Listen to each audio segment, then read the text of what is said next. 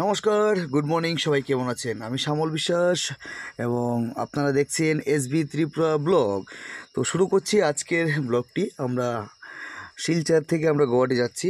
এ হলো আজকে 25শে আগস্ট।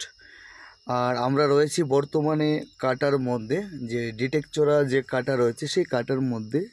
আমরা এখানে 4 দিন জাম কাটানোর পর 4 দিন জাম কাটানোর পর ফাইনালি আমরা 25শে আগস্ট আমরা এখান থেকে রিহাই পাই, মুক্তি পাই সেই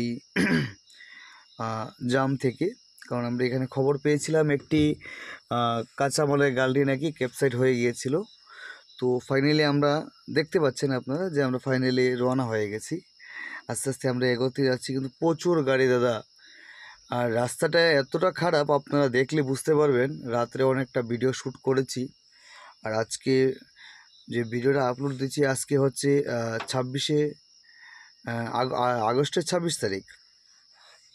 তো আমি সবাইকে একটাই কথা বলবো দাদা, এই রাস্তায় যারা চলেন, আমার সমস্ত ড্রাইভার ভাইদের এবং বন্ধুদের এবং যারা ভিডিওটি দেখছেন তাদেরকেও, দেখুন আমরা অনেক সময় কি হয়, কোনো কারণে বা অকারণে এই দেখুন আমার একজন দাদা বা আমার একজন বন্ধু, সে উপর থেকে ভিডিও বানাচ্ছে। তো আমাকে চিনে, সে আমার একদম সাবস্ক্রাইবার।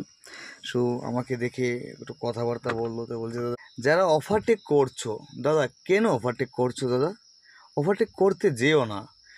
তো সর্বপ্রথম দেখতে দেখতে আমরা চলে এলাম এমসিল গেটে টিকিট কেটে নিয়ে দাদা সন্ধ্যা হয়ে গেছে, তো আর ভিডিও বানাতে পারিনি। তো একটা জায়গায় গিয়ে দেখছি মানে গাড়ি চলতে পারছে না। সেই জায়গাটি হলো রেকজল যাওয়ার আগে যে বাজারটা আছে, যে বাজারটার এখানটায় একটা রেল উপর দিকে ফ্লাইওভারটা বানাচ্ছে, তার নিচে দিকে যেতে হয় আমাদেরকে, কেমন?